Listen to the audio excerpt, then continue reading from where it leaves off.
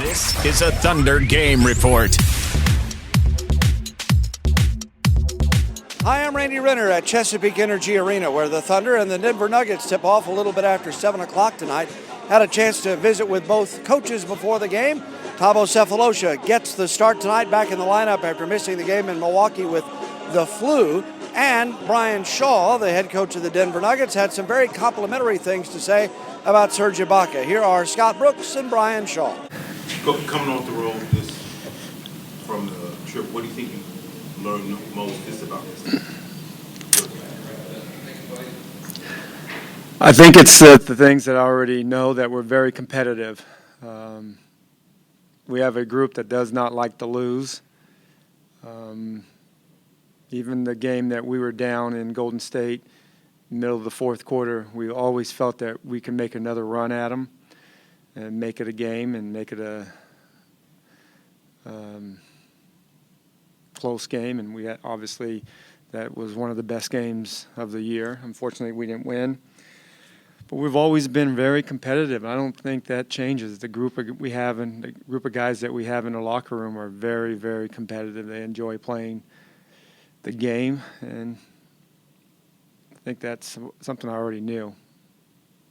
How important is Lawson's dribble penetration for what they try to do? Very, very important. You know, he's having a great start. I mean, it's so many good point guards in this league, and there's so many players that are deserving of an all-star nod. And I mean, he's had a couple of really good years, and this year he's having an even better year. 22 points, 9 assists a game. He's the leader of that team, and he's the leader of their charge, and he's tough to contain. He comes at you 100 miles an hour, and he doesn't stop, and he doesn't seem to ever get tired. But that's very important. We have to make sure we can contain him, his penetration as much as we can, and he shoots the ball well. You know, he's shooting over 33% this year from the three-point line.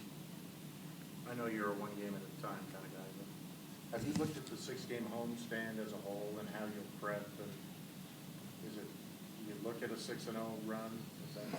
I mean, I look at our schedule, and because I have to plan practices, and I know this is it's a good stretch of games that we're home. We got a lot of opportunities to have some practice times, and guys that are banged up are going to have some opportunities to get some treatment at our facility.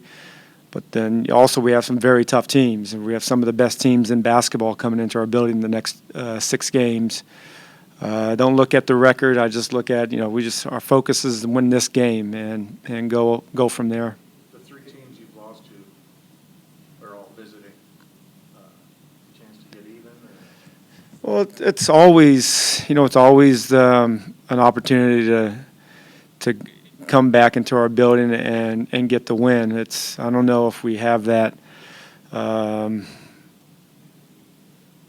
that mentality, but we definitely don't like to lose, one, and we don't like to lose to the same team 2 times. But they're, like I said, all the games that we play this next couple of weeks are very, very good teams that are going to be. We're going to have to play well to win, and they're going to have to play well to beat us. Is Thabo good to go tonight? Thabo is good to go. Yep, feeling much better. Everybody else is good. Does your offense go through Serge more than we realize? And how does he get his numbers if it doesn't go through him as much as we realize? Well, he's a part of it. We utilize his ability to make shots. He's a shot maker. We kind of look at, some guys are handlers, attackers, and some guys are finishers. He's a finisher. He finishes passes he finishes the offense with a good shot, and he's going to make it. He has the ability to make 17, 18-foot shots at a high level. I think this year he's rebounding the ball better. He's getting offensive rebounds. Hopefully he continues to rebound at the level he's at. What's like the switch? I don't know, but I like it. He's like it's like Dennis Rodman with the jump shot right now.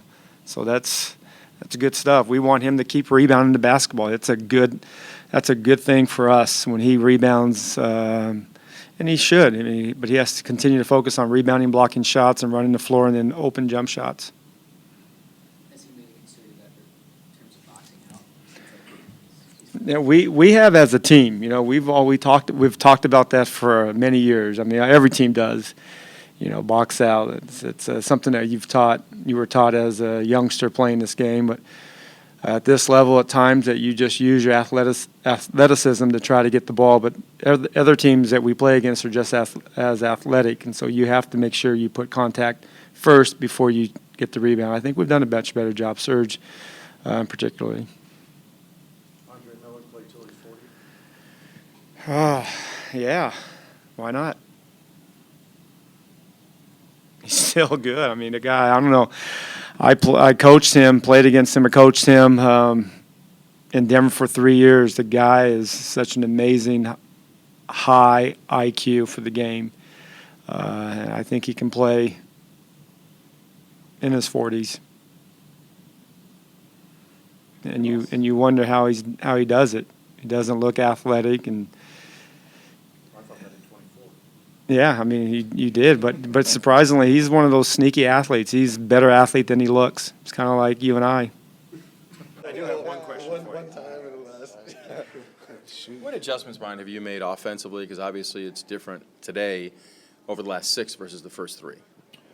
I think the players are just getting more familiar and accustomed with the pace that we're trying to play at.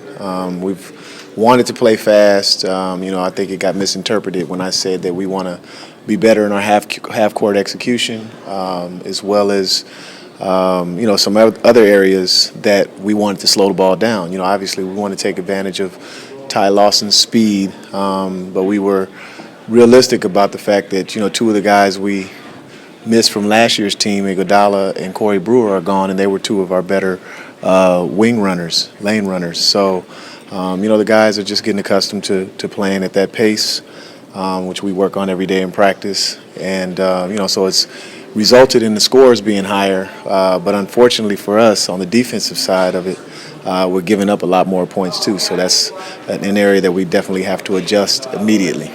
Wilson's getting a start tonight, and I know one of the things you wanted to see from him was his conditioning level.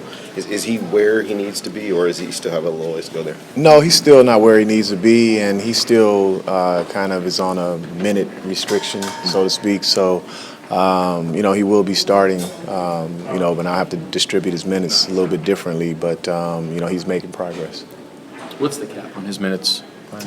We want to keep him, if we can, under 25 minutes, 25 minutes or below. So we've been able to do it. I think last game he ended up playing 28 minutes, circumstances of the game, but want to keep him right, playing about half the game.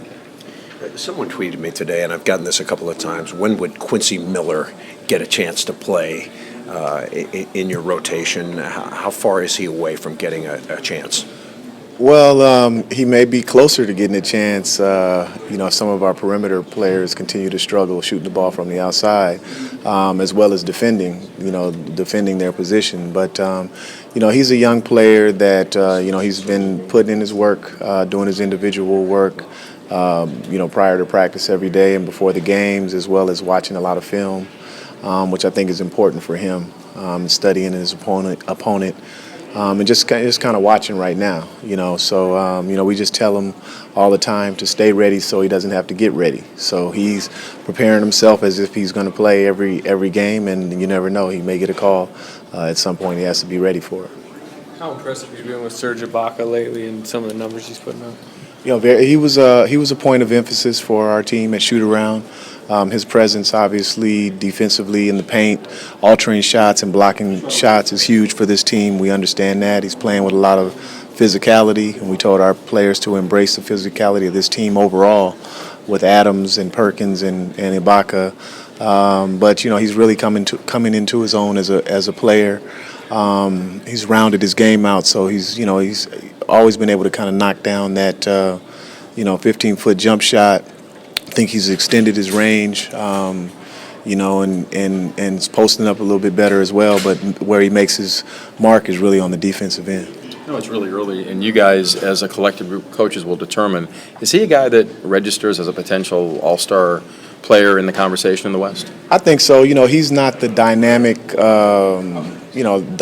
type star player that you typically think of as an all-star. But I think as coaches, you know, we understand the value of what he brings to his team, and when and the contribution that he makes towards his team being a winning team. And so, you know, I don't think that that'll be taken lightly when it comes time to start voting.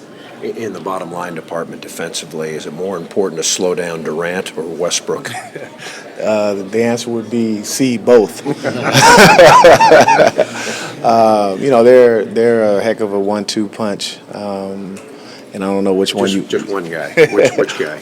I would say Durant. You know, I mean, just because you know he's leading the league in scoring. You know, you can chalk him up for whatever it is, 29 and 29, 7 or 8 rebounds. On a nightly basis, and so we know that they need that point production from him. So if we had to slow one guy down, it would be him. Thunder and the Nuggets at 7:10. Should be an interesting game here tonight. Could be a big scoring night in the paint for the Thunder. Denver has had a lot of problems giving up points down low their last 2 games, so play down there will be key tonight. We'll be back with post-game comments from the locker room, so stay with us at ThunderGameReport.com.